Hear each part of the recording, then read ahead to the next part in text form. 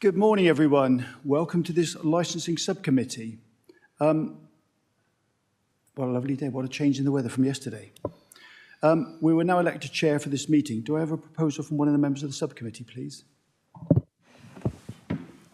Thank you. Yes, I'd like to propose Councillor Les Fry. Thank you.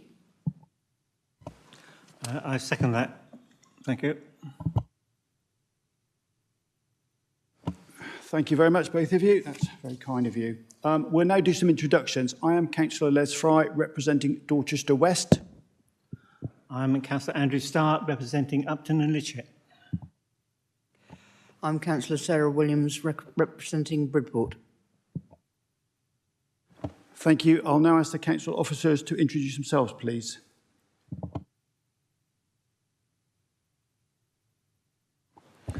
Hello, I'm Phil Crowther. I'm the subcommittee's legal advisor.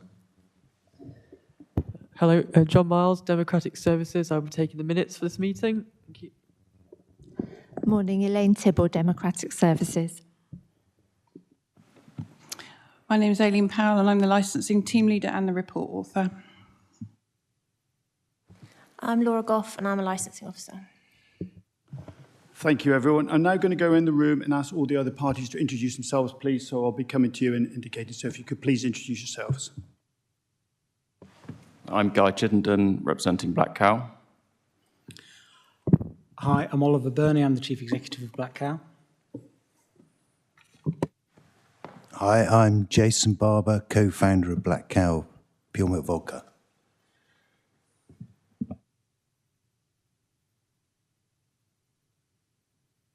Hi, I'm Terry Lewis. I'm the owner of Lime One Hotel next door to the Regent Cinema. Thank you very much, Belinda. I'm Belinda Borden, the ward member for Lyme Regis and Charmouth. Thank you very much, everyone. Do we have any apologies? Yes, apologies for absence were received from Councillor Mike Dyer, substituted by Councillor Sarah Williams. Thank you. Thank you very much. Does any of the councillors have any declarations of interest? Thank you very much. Do we have any urgent business? There are no urgent items. Thank you. Thank you very much. I'm now going to ask the report author to outline the case, please, in the application. Thank you, Chair. I shan't say very much because everything I want to say has been included in the report that everybody has seen. This is an application for a new premises in Lyme Regis. The application is for the supply of alcohol on and off the premises and for live and recorded music every day of the week up to 11 o'clock. Additional conditions have been proposed by the Police and Environmental Health, and these have been accepted by the applicant. I have included a set of agreed conditions and the ones from the operating schedule at Appendix 2 for clarity. There have been 3 objections to this application, and one of those objectors is here today to talk to his representation.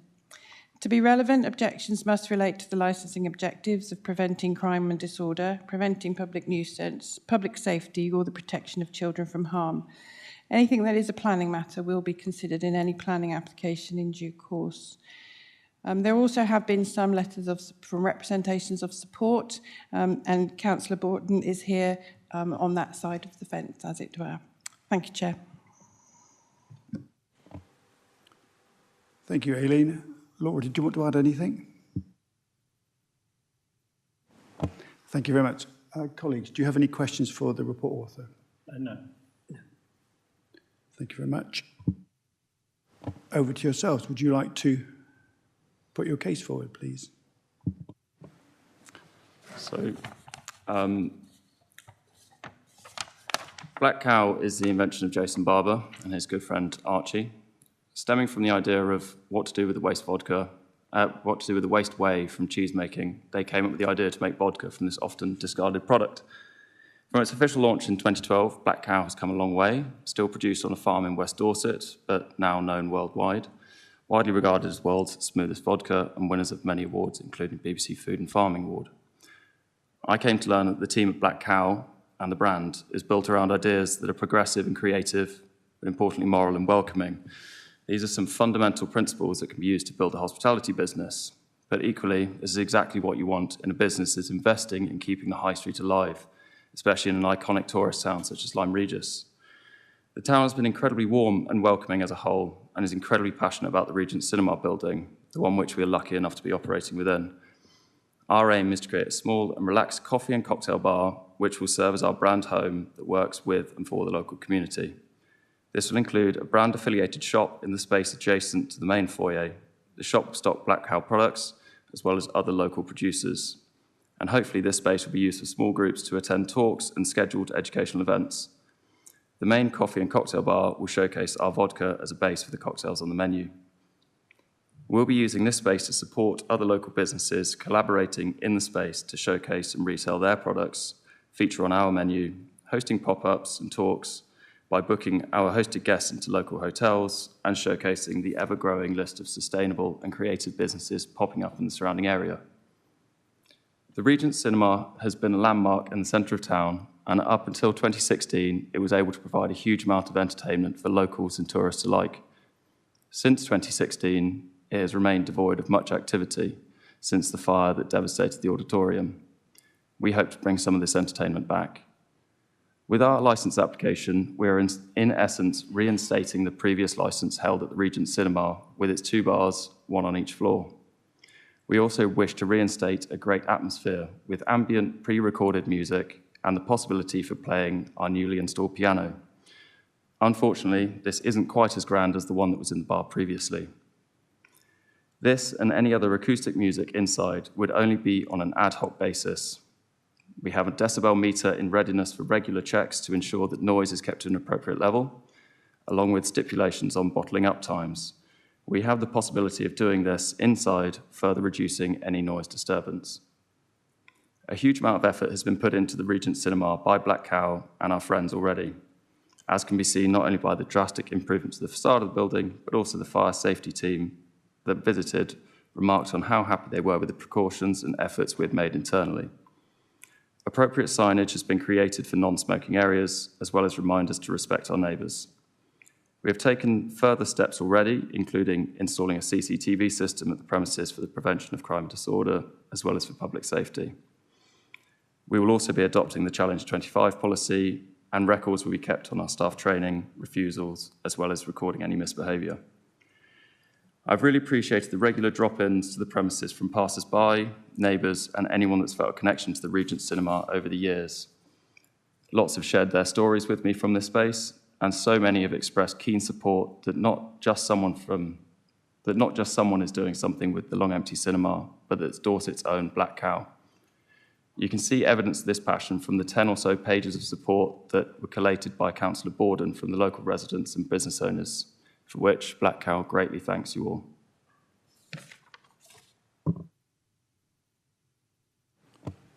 Thank you very much. That's very interesting. Colleagues, questions?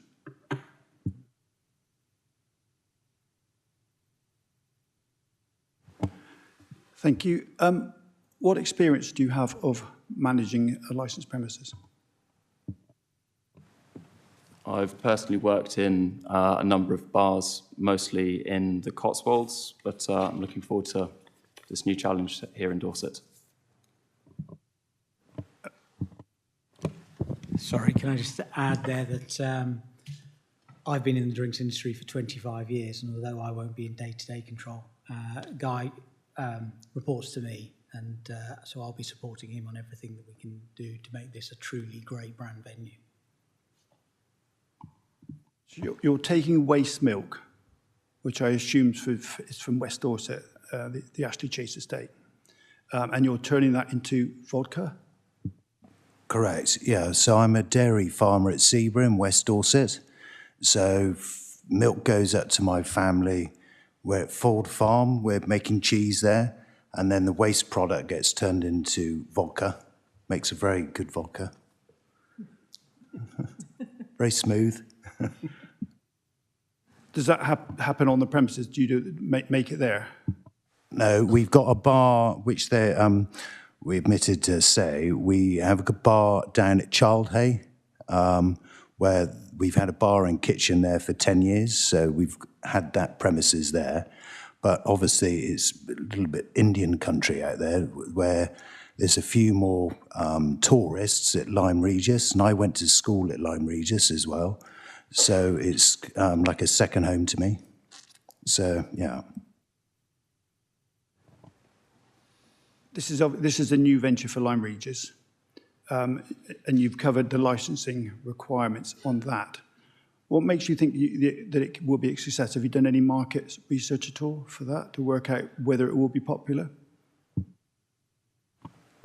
If I can answer that. So yes, we've done some market research, that which we can.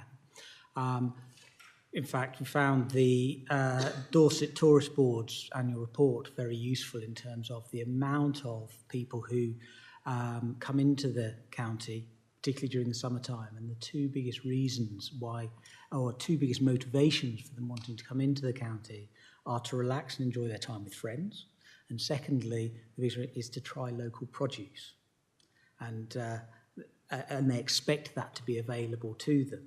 As Jason alluded to, it's ideally we'd love to have the distillery as a great brand home, but it is a little difficult for people to get to, and it's not on the tourist track. So what we're trying to do is to bring our brand into a town that has a good footfall, particularly during the summer, but also at Christmas. The number of people that go up at Christmas is very high. So we're confident we can make a success of it, but it's important to point out that we're not running this on the commercial terms of a traditional bar. Our aim is not to drive lots of revenue from a venue. This is about communicating our brand values. This is about introducing and recruiting people to make them more aware of the brand, not in a great environment. And if I tell you that our brand is not a high energy brand, it is not about big parties, it is about sipping and savouring a wonderful liquid. And therefore, the energy of the place should be fairly conservative to reflect the brand values.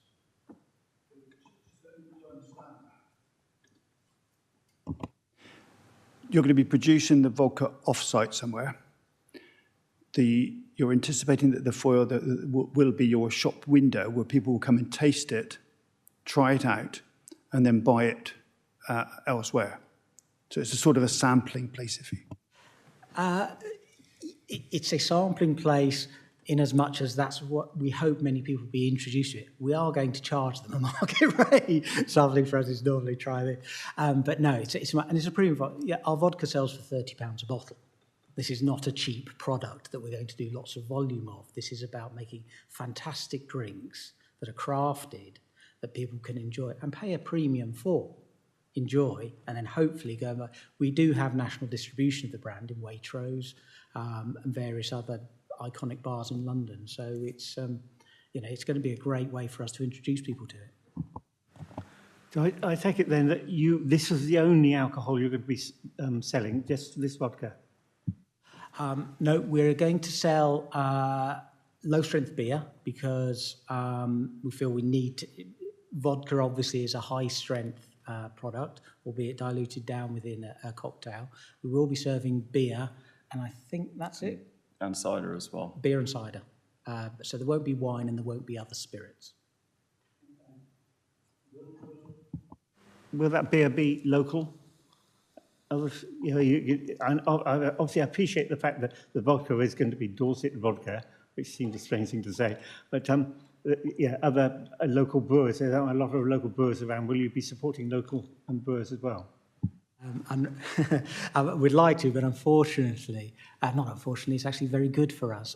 We're being supported by Molson Coors, who are our national distribution partner. So they have the desire to grow spirits brands nationally, and therefore they're supporting us by providing beer into the venue because they are our national distribution partner. It would be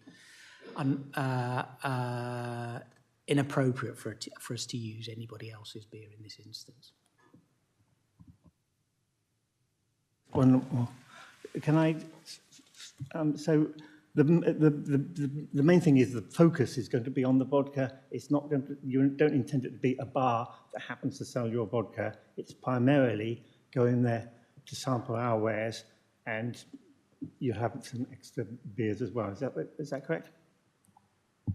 That's correct. So the whole menu is focused around showcasing our vodka and then seasonal produce And then also with the cocktails, we'll try and use other local producers' liquids as well as part of that menu.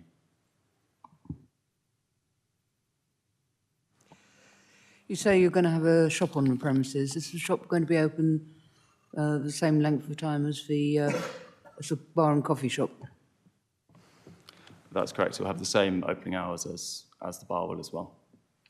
And the main shop will be operated from the bar using the same till system. Now, some of the people objecting are not here today, and it's only right and fair that we ask their concerns in a way.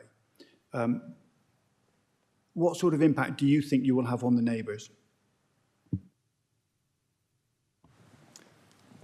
I think there'll be relatively low impact due to this being sort of the main high street. We're nestled sort of between other establishments of a similar business type. So there is the Volunteer Inn, which is 10, 15 metres away from us, and further up the hill on, I believe it's Silver Street, there is another pub. So I think we'll be shutting before those pubs as well. We have earlier closing hours, so I think our impact will be positive. If anything, it will bring more tourists to that area to shop at that end of the high street, but in terms of detrimental impact, I don't think we foresee there being too much. Thank you. And you've mentioned you've got a marketing partner that you're working with that's going to market your brand. Are you a standalone business, or are they offering you any support and guidance and help in any way at all? Sorry, could you repeat the question, please? Thank you. Are you a standalone business? Is this a small business getting off the ground? Or are you able to link into your other retailer, your supply chain, for guidance, help, support, and so on? Yes, absolutely. So we are a standalone business, wholly owned by the shareholders. The business has been going some 10 years now. And the reason for agreeing to a national distribution agreement with Molson Coors is not only to take advantage of their distribution footprint, because we want to take this West Dorset brand nationally, it's to take advantage of all the skills and knowledge they have around marketing. So we've already reviewed what our marketing offer is and how important the provenance of the brand has become. If you look at several other brands in a similar space to ours, such as Chase, which is very much rooted in Herefordshire, or Tarquin's very much rooted in Cornwall, that has been their key their USP in terms of driving those brands forward, and that's what we're hoping to emulate with that. I had a question then, and I've forgotten it for the minute. I've got one. Go on. You selling this vision of this nice little bar that you're going to be selling your vodka and whatnot, introducing people to it. But what happens if that doesn't work out? Is there any chance that this is going to then evolve into what is more regularly considered, an ordinary bar selling alcohol? Our sole purpose in doing this is it is a marketing tool for us. It is to grow our brand. I wouldn't consider ourselves in any way the same scale, but if you think about what Apple do with their retail stores, it's an Apple store that has become such a prominence on many high street. We're trying to do something similar with Black Cow, is to bring people into and have the perfect experience for Black Cow. In terms of whether it works or not, our cost base is much lower because we're not paying a retail price for our core product. We're just paying the manufacturer price. So in terms of financially, our aim is to break even, which we should be able to do quite convincingly because of our cost base being so low. So therefore, there shouldn't be a financial pressure on us of it not working out. Beyond that, we want it to be a success. We want it to grow and to reflect the strength of the brand. What might happen in the future, we can't commit to a few events outside our control, but that's the intent. Yeah, it's just I'm worried that I hope you succeed. You obviously believe that you will, but I just worry that once you get this license, then I don't want it then evolving into something that we're not talking about here. So that once you've got the license, I don't want it to go on to being an ordinary bar without further consideration. I appreciate that very much. As a concern, I think the only thing that I can say is that there's some very good reasons why hospitality as an industry is really struggling at the moment, with the rising of costs is really making it quite untenable for so many operators. We start from a great place, which is our cost base is so much lower than our competitors. So if anyone can make it work, I'm confident that it's us, rather than another operator or anybody else coming in and saying, well, I'll take over, because their costs are immediately going to be higher because their the products they sell are going to be more expensive to them. You're going to be playing music inside, both live and recorded music. What sort of music are you looking at there? We are looking at doing sort of blues style music, maybe some jazz, but it's going to be background music, which is just to sort of build an atmosphere. There's not going to be any sort of disco music going on. I think most of the people involved are pretty against that, including myself. And then in terms of the live music, 2 of the young staff members, which we're hoping to have on board, both studying music, and they're both great singers and both pretty proficient in the piano. So we're looking at doing that acoustic live music, but as and when they're available, and it wouldn't be a regular occurrence. Thank you. And smoking, vaping, what are your plans for that? Likewise, on the decked area outside, we are enforcing a no smoking or vaping policy. And of course, inside, there is no smoking or vaping. It's not something we want to encourage. It wants to be a welcoming atmosphere for people to come into, and I think it's quite an antisocial thing to walk into through a cloud of smoke. So we're hoping to keep that off premises. You've got the decking at the front of the place, whatever, and then you've got the bit of small car park in front of that. Is it possible that some of your clients could go out, stand there and get their big smoky pipe out and cigarettes and smoke there and blow the smoke into the neighbouring properties? In theory, it's possible they could do that, but it's much the same as people walking along the streets may do the same thing. We can't enforce people not to smoke absolutely anywhere in town outside our premises. So we're doing as much as we can to encourage people not to smoke on our premises. So if we ended up being minded to grant this licence, would that be something you might consider doing some signage around that to prevent smoking around that area? I have some signs made and ready to go if that were a stipulation. Thank you. Colleagues, any questions at the moment? Nothing else. Right, I'm just going to go around there. Aileen, Laura, do you have any questions for the applicant at all, please? Thank you. Mr. Lewis, I'm shortly going to give you the chance to have a speak and say your piece. Do you have any direct questions for the applicants at this moment?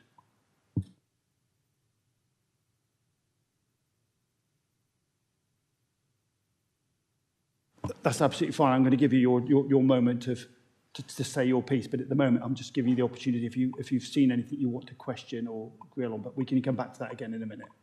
I think the questions I might have will be raised in that statement. Yeah, I hope to be able to ask some questions through my statement.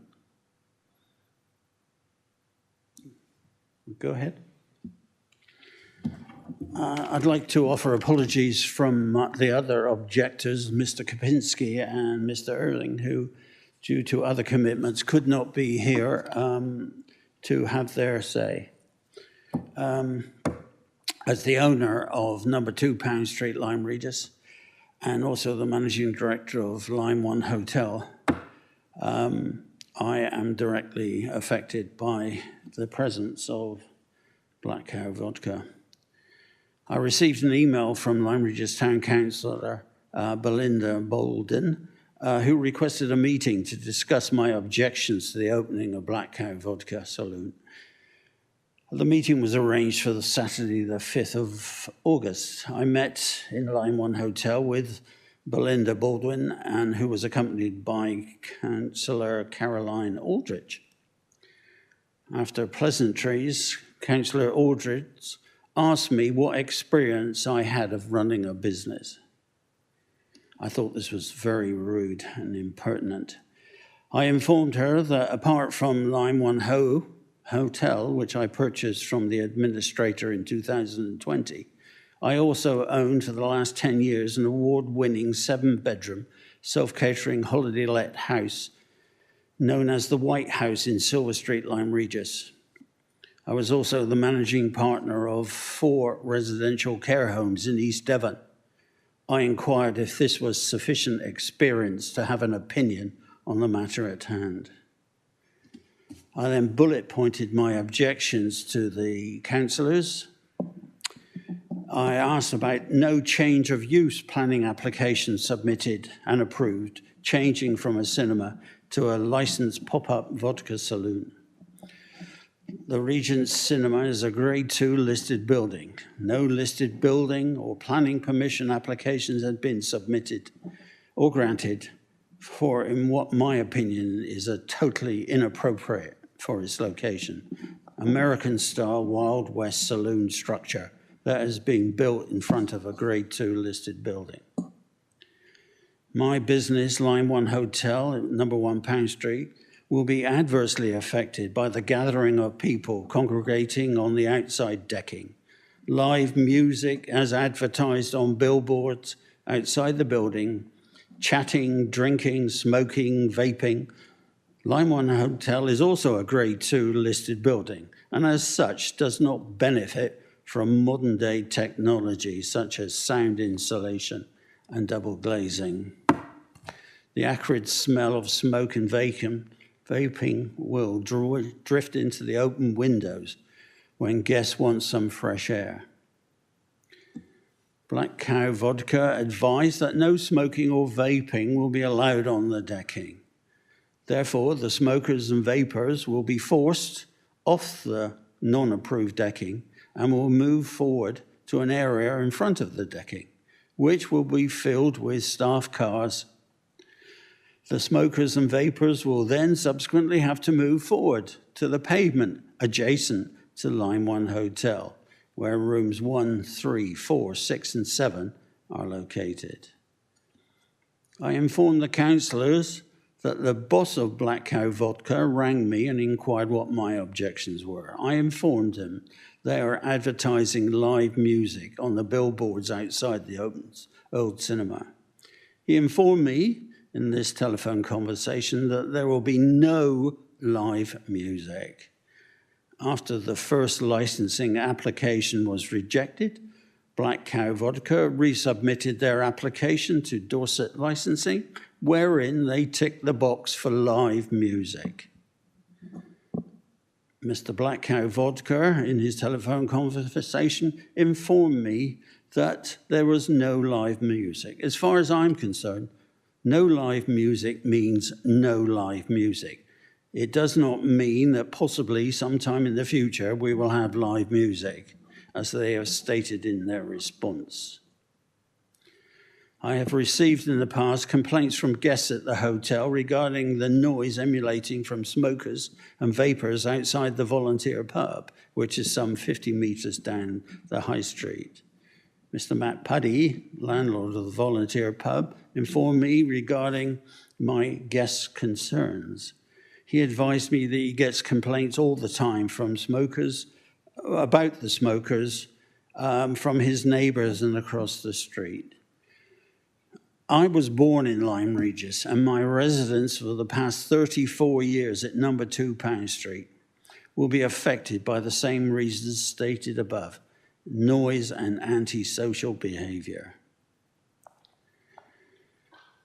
I informed the Lyme Regis Town Council councillors that I had gleaned from our meeting that Lyme Regis Town Council had been consulted and they'd already made up their minds to approve the licensing application. Councillor Bolden assured me that Lyme Regis had not decided and that they were considering the matter. I was not convinced. May I suggest that the town councillors do not live at the coalface. If they did, they would have the same opinion as me. NIMBYs, not in my backyard. I have also emailed the owners of Broadway House and Broadway Cottage, both buildings opposite the old cinema, and obtained their support. I have been informed by the owner of the cinema that he was less than impressed with the vastness of the non-approved decking built in front of the Grade 2 listed cinema, and the fact that Black Cow has spread their stuff to the first floor of the cinema, which was not part of their agreement. I was right not to be convinced with Councillor Baldwin's reassurances, because I received from the licensing department all relevant documentation relating to the hearing, including Appendix 3, representation from ward members, wherein Councillor Baldwin sent an email to the licensing department on the 27th of July, supporting the venture and the license application. Councillor Baldwin supported the application, and 9 days later at our meeting, she inadvertently had forgotten this fact, and it informed me that Lyme Regis Town Council had not decided. 3 days after my meeting with Councillor Baldwin and Councillor Aldridge on the 8th of August, according to the documentation sent to all interested parties, an online petition had been set up by a person, the name was redacted. And they had requested to remove this eco-petition and encourage people to send their support for this acclaimed product to the Dorset Licensing Department. After Councillor Baldwin absent-mindedly forgot her support email to the Licensing Department on the 27th of July, between the 2nd and 9th of August, there were 15 so-called locals emailing their support for this venture. The majority of the support registered on the 8th of August. I would comment that all these locals have one thing in common. They do not live next door or have a business next door to run. If they did, they'd have a different opinion.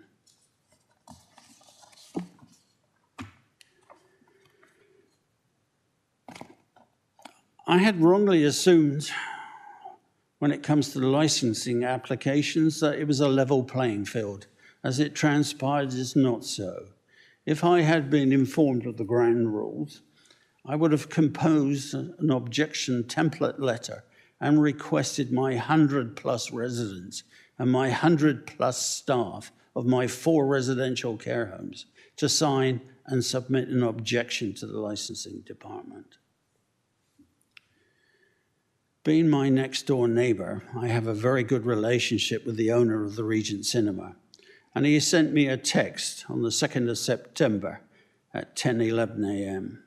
And I quote, "Good morning, Terry. To reply, I can confirm that Black Cow has no lease, although they have been inquiring about it. I spoke to him yesterday, and he confirmed that they will stay shut until all planning issues are resolved. I know the reason he's not asking for a lease up to now is that he hasn't paid a penny in rent. If he had an agreement, he'd have to pay monthly, whether open or not. He knows that it must be vacant when building commences anyway, as the forecourt will be a drop zone for materials.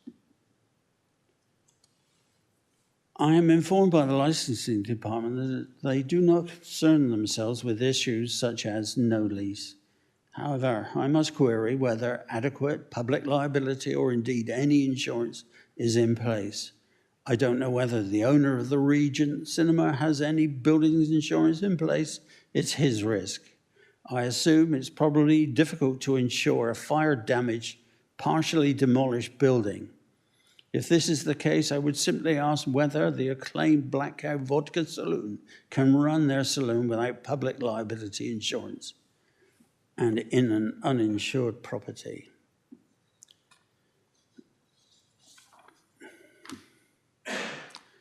Will Black Cow Vodka Saloon compensate Lime One Hotel for all the business loss because guests do not want to be disturbed by intoxicated patrons of the saloon? The one and only purpose of a bar is to sell their acclaimed premium product at as much as possible, sometimes resulting in loud, noisy gatherings, sometimes antisocial behavior, such as abusive, insulting language, drunkenness, and vandalism. I would like to highlight here also that the whole process where we are today is academic and pointless. As mentioned previously, I have a good relationship with the owner of Regent Cinema. I had a 2-hour meeting with him and his architect, where they showed me detailed architectural drawings of his proposed development at the Regent Cinema. They were requesting me as a neighbor and out of basic courtesy for my opinion, and if I had any objections to the proposed development.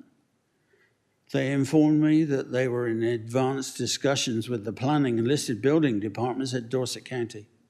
My only reservation was the possibility of noise during the construction phase.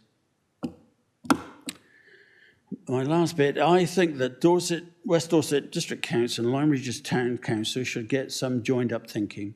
In one breath, Lyme Regis Town Council are encouraging tourists to come to the seaside town and consume high-strength, acclaimed cocktails, while in the other breath, West Dorset District Council are discouraging tourists with their outrageous prices for car parking, which was controversially increased in many seaside car parks, with motorists needing to fork out £15 a day for parking, £1.50 an hour for 30 minutes. The majority of my reviews, hundreds of reviews on Lime One Hotel via TripAdvisor and Booking.com complain about the cost of car parking. Thank you for your time.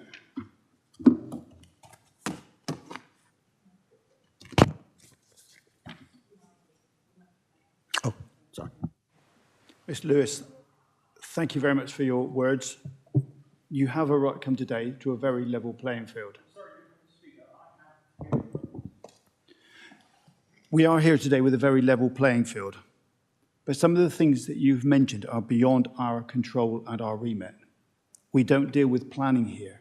We're not interested in the insurance or the ownership of the building at all. You may have a difference of opinion with people around in Lyme. That's not what we're here to look at today, and nor the parking issues. We're here simply to look at the licensing priorities, the prevention of crime and disorder, the prevention of public nuisance, public safety, and the protection of children from harm. We cannot speculate what might or might not happen. We're here to look at the plans that are in place to deal with any issues relating to the licensing priorities. The legal system in this country gets a lot of stick, but the one thing I'm very impressed about is the Licensing Act. It works, is very effective, and does make a difference. Any premises, as we know, and there's one coming up in the near future, where there's an issue or a challenge, it is reviewed. It works very well, and the team are extremely good over that. So if you've got any particular questions about the Licensing Act, please feel free to put them to the applicant. This is an opportunity for you to question them on how, why, what, where, and I would invite you to take that opportunity to ask the relevant questions that you may have. We're trying to pick up from the other objectors who are not here today, their issues and their concerns, on their behalf ask the questions, because this is an opportunity for us all to be open and upfront with what is going on down in Lyme Regis. So I'll ask you, and I will give you another opportunity later on, do you have any questions for the applicant about the way they intend to run the business if the license is granted? Not at this time. That's fine. Thank you, colleagues. Do you have any questions for Mr. Lewis? Questions? Thank you. Aileen, Laura, do you have any questions for Mr. Lewis? No. Applicants, team, do you have any questions or points you'd like to pick up that have been said so far? Yes, if I may. I think I completely understand this can be quite an emotional issue. But can I just reassure Ms. Lewis, the main effort of our business trying to do this is to build goodwill for our brand. Sorry. The main reason, Ms. Lewis, for us trying to do this is to build goodwill for our brand. I will ensure that everything that is required of us will be done. That is my job as the chief executive of the business, to ensure that. But going back to that point about our purpose is to build goodwill for the brand, and therefore I'd really appreciate it, were we to be given the license, I'd appreciate the opportunity to talk with you on a regular basis about any concerns you do have, because I think the image that perhaps sits in your mind is not what we're trying to do at all. It's about building a premium brand for us. And any negativity is not good news. So I'd like an open dialogue, if I possibly can, to deal directly with any concerns, directly with me. Thank you. Thank you for that offer. I think that's, should the licence be considered, then I think it is a relevant thing. So whether you can, as a condition of your licence, publish an email address and a phone number where people could communicate with you and potentially set up regular dialogue meetings with them, possibly with the first every 6 months or periodically, when people could come along and you have a two-way exchange of information about how you could work together in the community. I think you've just given me a marvellous idea about market research. I'd love people to come and tell us what they think of it. That's what we're doing. Oh. So, yes, absolutely, we'll give that assurance. Would that work for you? If the licence was chosen to be granted, that you can have an email address and a phone number that you could communicate with the premises should the licence be granted, and then you have regular communication with them to deal with any issues that may arise? I'd need to contact them after the event. So what's the point? The disturbance has been made by that. They've disturbed my guests. It's going to affect my business.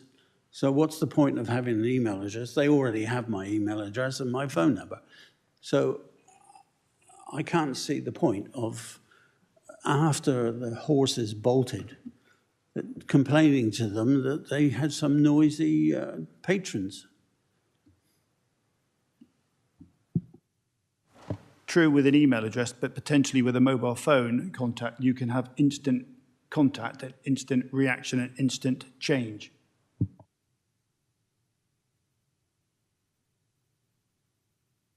Well, if it gets out of hand, there's no way are the police going to be there within a couple of days.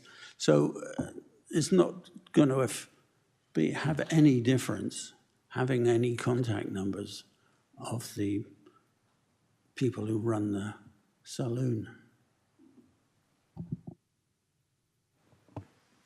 We can but try. Right. Have you got any more questions at the moment, colleagues? I don't think so. No. Okay. I'm going to go over to Councillor Bowden now from Lyme Regis. Thank you. I just wanted to pick up on some of the things that Mr. Lewis said. So I went to visit him with Councillor Caroline Aldridge from the, she's chair of the Town Management Committee. And both of us, actually Caroline's not on planning, but I'm on the planning committee of the Lyme Regis Town Council as well. So when I told Mr. Lewis that the Town Council hadn't yet decided, that was true because the original licence application had been withdrawn, I think, pending, I think it was following discussions with other neighbours, you agreed to make some changes to address their concerns. One of them, I think, was Councillor Starr, you raised about the possibility of another business coming in and being a different, having a different vibe, I suppose, and being more noisy. And so they changed their licence application to apply simply to their business proposal and not to link to the premises itself. So the licence was withdrawn. So at the time that I met Mr. Lewis, there wasn't, the Town Council had not yet made the decision, so that was true. I, as ward member, had supported the application, and I didn't say that I hadn't. I just said that the Lyme Regis Town Council had not made a decision.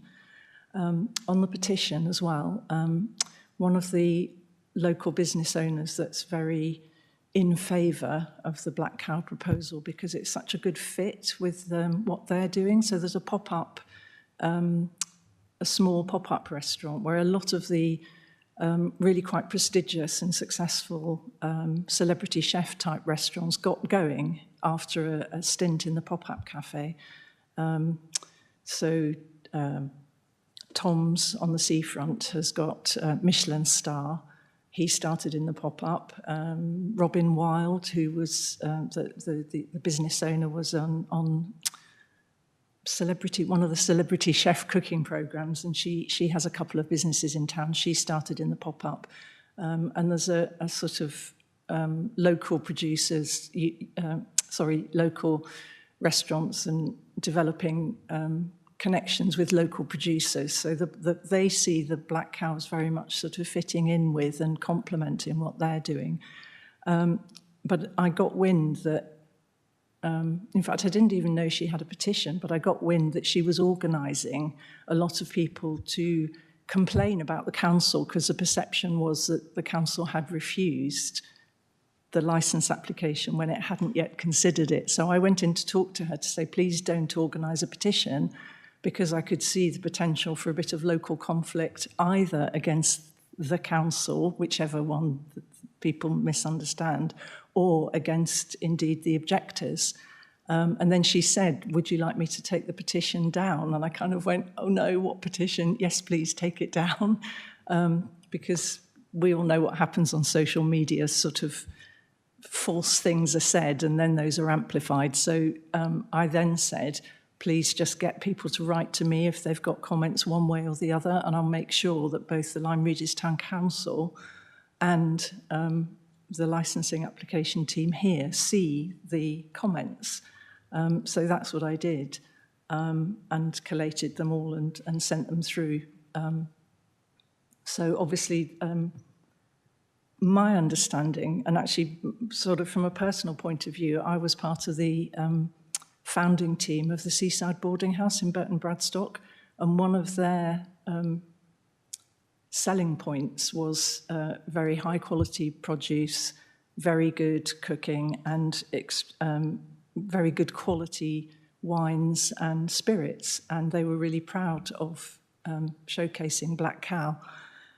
So I think that the support that people in town have, partly it's bringing the cinema back into use because it's a much-loved building and it's been one or two ventures have tried and hasn't worked. So it's partly because they really want to see the building brought back to life. It's partly because of the ethos that I've mentioned about using local products and sustainable circular economy, supporting each other's businesses. And there's a lot of support from the local businesses as well as from local residents. And as far as I'm concerned, the team has been extremely open. There are always people dropping in to say, what's going on here? And people seem genuinely excited. My understanding of the proposal is not that they're going for heavy drinking, late night, loud music. That's far from their proposal. It's to have the sort of ambience with outside and inside, relaxed kind of family, dropping in for a coffee and a small snack, which has probably been locally made by one of our little local cafes. And it's a sort of place, I did actually say to Mr. Lewis, there's not many places that I feel comfortable going to on my own in Lyme Regis because pubs are not really a place you can go on your own. And we don't have many places like that. So I think it will be quite popular with the locals. And it definitely feels as though, you know, just to go in for a coffee and a snack and a chat with someone, or just go on your own and read a book, it feels as if it's that's the sort of vibe they're trying to create. I did hear that some younger people have said that they go over to Bridport to go and sit outside in pursuit of hoppiness, or some of their cafes that have tables and chairs outside. And there's something about there's something about that feel, that it feels safe and, a sort of safe, friendly place. It doesn't strike me at all that the fears of the noise and the antisocial behaviour, I don't think, from listening today and from conversations we've had, that's not the kind of atmosphere they're trying to create at all. And I think the team has been very responsive to anyone with local concerns, and they've done their best to address them. So on behalf of the community, I think, generally speaking, I genuinely think that Mr. Lewis's fears are very valid, and certainly on the planning permission, I hadn't realised that the planning permission at that time hadn't been sought. So it's obviously going to be subject to planning permission. But I do think that the fears about the noise and the antisocial behaviour is. I don't get the feeling from the team's proposition that will be an issue. Thank you very much, Councillor Bowden. Colleagues, questions? Okay, I'm going to go around the room now. Mr. Lewis, do you have any questions for Councillor Bowden? Yes, in our meeting on the 5th of...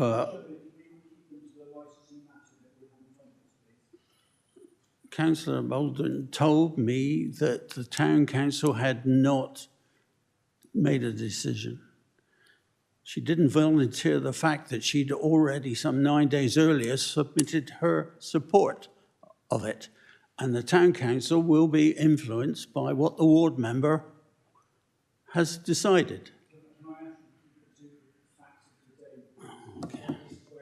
Will be made. We're here to listen to all the facts and not what people have done. Apologies, just trying to keep it on track, because planning, insurance, ownership, what's gone on in Lyme, unless it's relevant to this, but happy for you to take any questions to Councillor Bowden about the issues and the licence if they're relevant.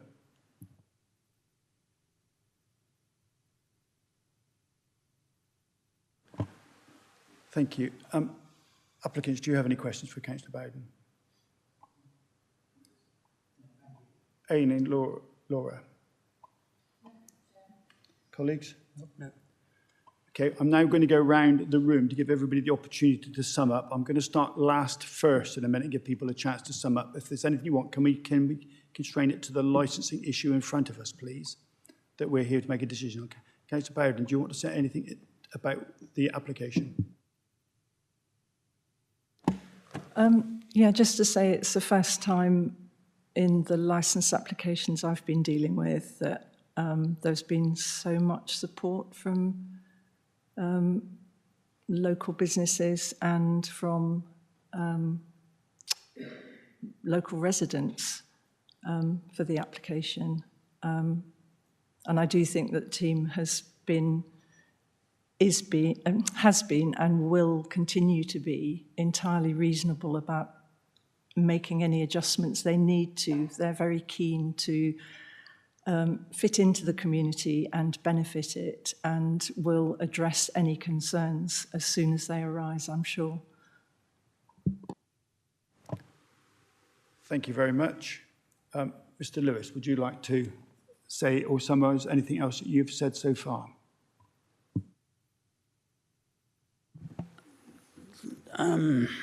The people in favour of it, Councillor Baldwin is suggesting are local. I'm suggesting they're not. That's all. Thank you much, team. Applicants, have you got anything else you'd like to add or say? I'd just like to echo what Councillor Borden said, and also thank those that have been in support of us. And also, we are very happy to keep an open mind and make sure this works for everyone in the community in Lyme Regis. Just briefly picking up on some of the points that have been raised. On a nice quiet night in Lyme Regis, should the licence be granted, people might be sat out the front there at 10 o'clock at night, because your licence you've applied for 11, chatting away. That could keep the residents of the hotel awake. Do you have any thoughts on how you can deal with that? What can you do? Is there something you could bring people inside at a certain time of night, or do you have any thoughts?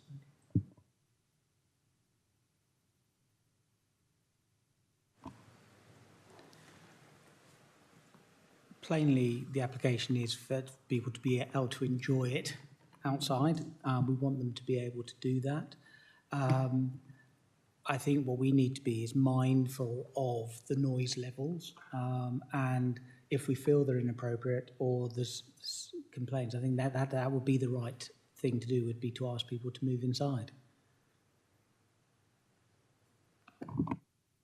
Thank you. I'm conscious of a local hostelry around this town where they bring people inside at a certain time at night and take away the tables and the chairs so that the people can sleep peacefully there. Is that something you might consider?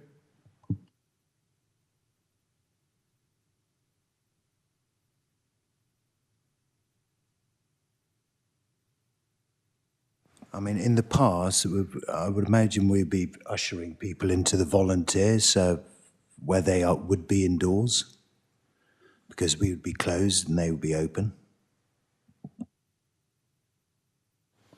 Thank you very much. That's useful to know. Thank you. Aileen, Laura, anything you would like to add or say?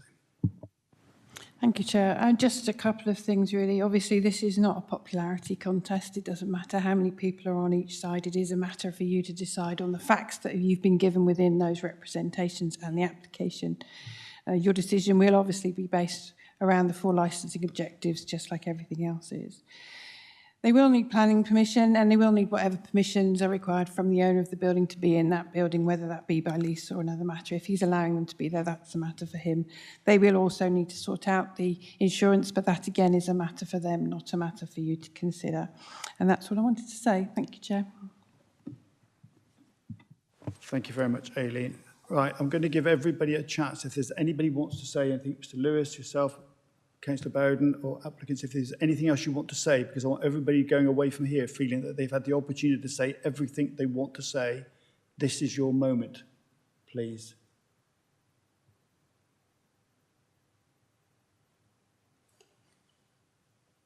Councillor Bowden. Yeah, it's Borden, actually. Don't worry. Yeah, I think I just wanted to say there are not many places in Lyme Regis that offer the kind of, I don't know, relaxed sophistication, if that doesn't sound a bit pretentious, that I think that the Black Cow proposition is.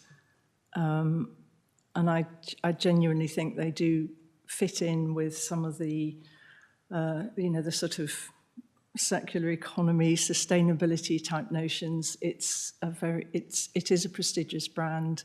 I really don't think that the antisocial behaviour and late night noise is what they're seeking at all. And the team has given every undertaking that the staff will be very vigilant about anything that could be disturbing the guests in the hotel next door.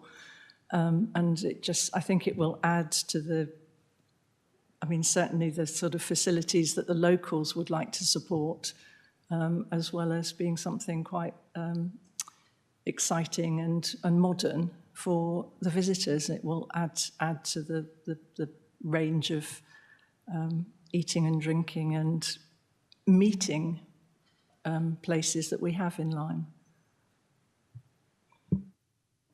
Thank you very much. And my apologies, Councillor Borden. Okay, does anybody else want to say anything at all?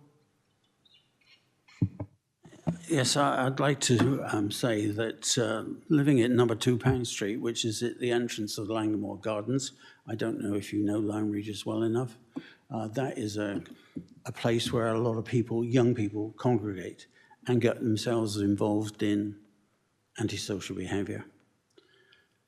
They're not necessarily liquored up like they would be if they were going to some establishment like Black Cow, but they get involved.